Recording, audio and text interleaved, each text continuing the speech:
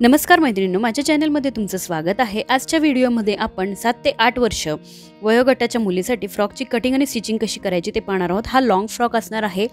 तर याकरता इथे डिजिटल प्रिंटचं जे आहे फॅब्रिक मी घेतलेलं आहे, जे की डबल कोटेड आहे। आतमध्ये गोल्डन कलर आहे आणि ग्लॉसी असं फॅब्रिक 2.5 मीटर आहे।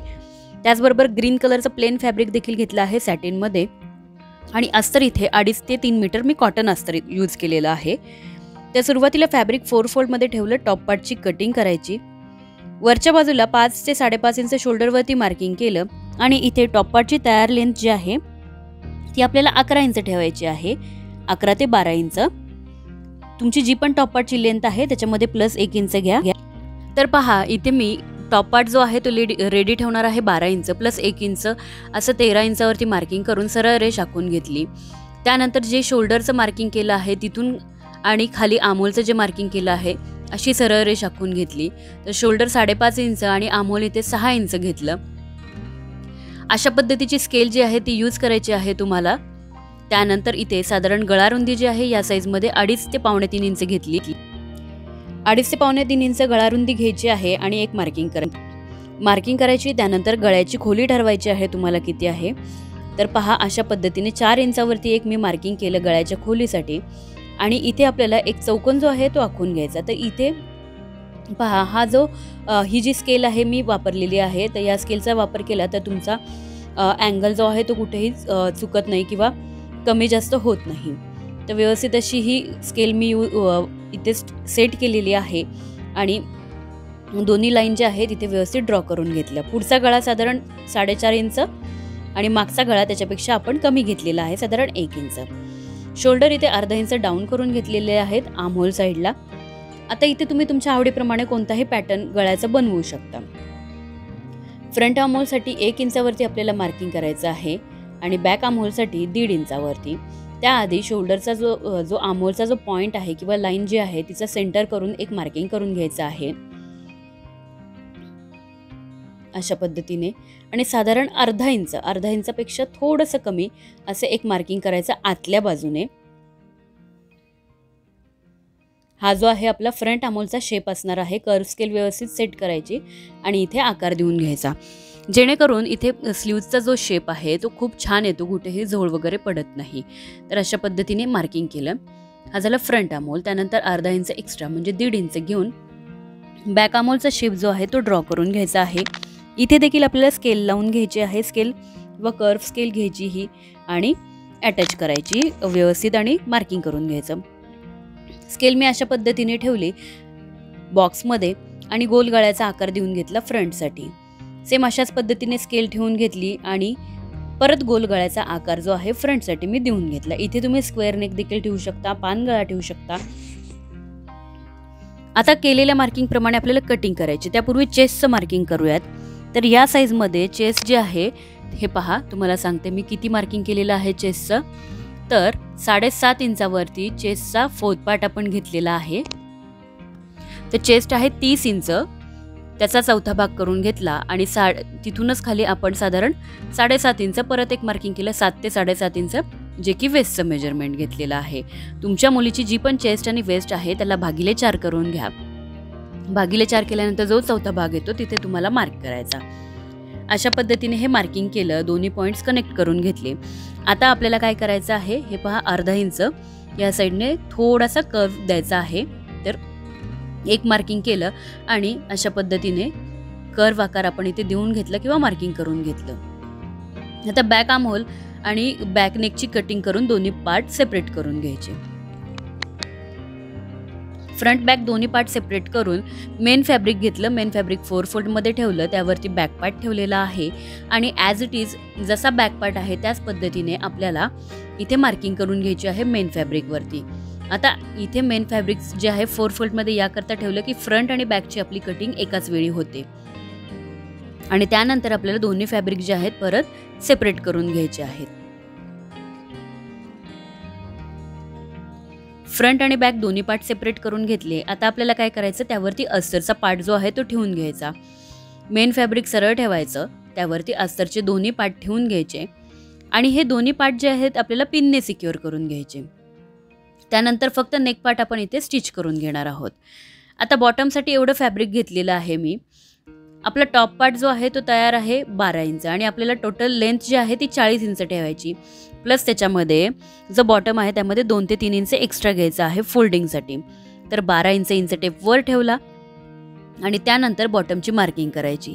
तर हे पहा इथे येत आहे 40 इंच. 40 प्लस आपल्याला 3 इंच असं घ्यायचं आहे. हे पहा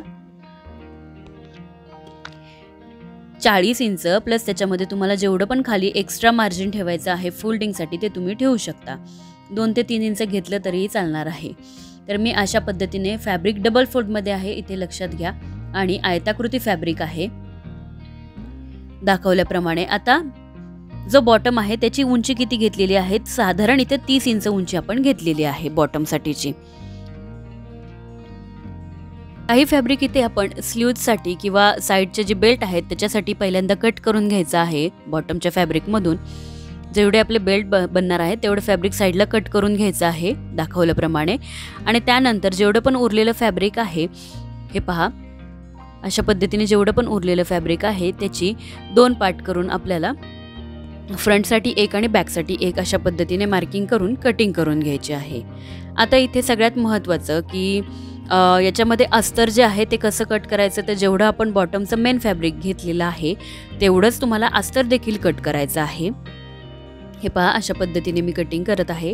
तर जेवढं अस्तर घेतलं किंवा जेवढं मेन फॅब्रिक आहे तेवढंच अस्तरची कटिंग करायची. फक्त अस्तरची कटिंग मी इथे स्किप केलेली आहे. तुम्ही अम्ब्रेलामध्ये अस्तर लावू शकता किंवा ॲज इट इज जसं आपण मेन फॅब्रिक कट केलं त्याच पद्धतीने देखील कट करू शकता.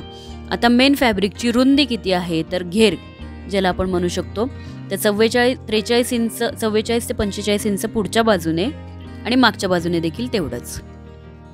बेल्टसाठी इथे फॅब्रिक कट केलेलं आहे त्यातून बेल्टची लेंथ घ्यायची आहे. तर साधारण 23 ते 24 इंच लांबीचे बेल्ट मी इथे बनवणार आहे आणि रुंदीला साधारण 5 इंच हे फॅब्रिक आपलं आहे.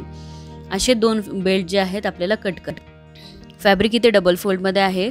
मार्किंग करायची आणि त्या पद्धतीने कटिंग करायची. अशा पद्धतीने हे बेल्टसाठीचे जे फॅब्रिक आहे ते कट करून साईडला ठेवून घ्यायचं आहे आपल्याला. आणि हे फॅब्रिक उलटं आहे लक्षात घ्यायचं आहे. आता आपण स्टिचिंगकडे वळूयात. तर हे पहा अशा पद्धतीने जो आपला टॉप पार्ट आहे त्याचं जे अस्तर आहे ते ठेवून घेतलं. आता त्यानंतर पिनने सिक्युअर करून घेतलेलं आहे फॅब्रिक. अशा पद्धतीने व्यवस्थित फॅब्रिक पिनने सिक्युअर करून घेतलं. आता त्यानंतर काय करायचं आहे नेक पार्ट स्टिच करायचा. सेम बॅक पार्ट देखील असाच आपल्याला पिनने सिक्युअर करून स्टिच करून घ्यायचं. त्यानंतर हे पहा बॉटमचं फॅब्रिक घेतलेलं आहे आणि त्यामध्ये आता आपल्याला काय करायचं हे पहा अस्तर. जसं मी तुम्हाला सांगितलं जेवढं मेन फॅब्रिक आहे तेवढंच मी अस्तर घेतलं. अस्तर अशा पद्धतीने ठेवून आपल्याला आतल्या बाजूने अस्तर आणि मेन फॅब्रिक एकमेकांना अटॅच करून घ्यायचे दोन्ही पार्ट. नेक पार्ट इथे स्टिच करून घेतला. आता हे आपल्याला उलट करून घ्यायचं किंवा सुलट करून घ्यायचं आहे. तुम्हाला ज्या पद्धतीने जी भाषा समजत असेल त्या पद्धतीने. तर हे सरळ बाजूला फॅब्रिक करून घ्यायचं. त्यावरती हवं तर प्रेस करा किंवा टॉप स्टिच जे आहे ते केलं तरी चालेल. तर इथे तुम्ही टॉप स्टिच करायचं आहे. त्यानंतर आमोल साईड आणि सर्व साईड जे आहेत अस्तर फिक्स करून घ्यायचं आहे सर्व साईडने. बॉटमच्या फॅब्रिकमध्ये अस्तर अटॅच केलं. आता काय करायचं आहे सुरुवातीला आपण इथे 2 इंच मार्जिन घेतलेली आहे. तेवढा पार्ट सोडून तेवढ्या पार्टमध्ये सरळ स्टिच करायचं आणि सर्व पार्टमध्ये अशा पद्धतीने प्लेट्स घ्यायच्या आहेत व्यवस्थित दाखवल्याप्रमाणे. फ्रंट आणि बॅक दोन्ही पार्ट अशा पद्धतीने रेडी केले मी. बॅक पार्टमध्ये झिप लावलेली आहे आणि शोल्डर फिटिंग करून घेतलेली आहे. फ्रंट बॅक पार्टमध्ये बॉटमचा जो पार्ट आहे प्लेट्स घेऊन अटॅच केला. फ्रंट साईडमध्ये प्लेन कलरचं फॅब्रिक असं घेतलेलं आहे स्ट्रीप आणि ती अटॅच केली. 2 ते 3 इंचाची रुंदीची ही स्ट्रीप आपली असणार आहे. आता इथे सुरुवातीला मी पफ स्लीव्ज बनवल्या होत्या.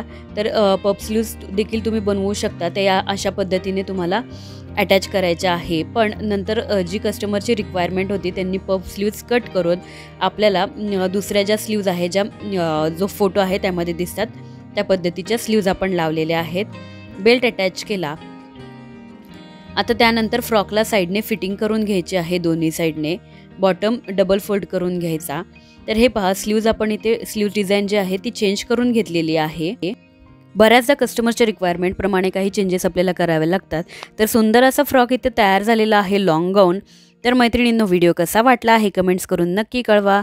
चॅनलला लाईक करा, शेअर करा आणि सबस्क्राईब करा.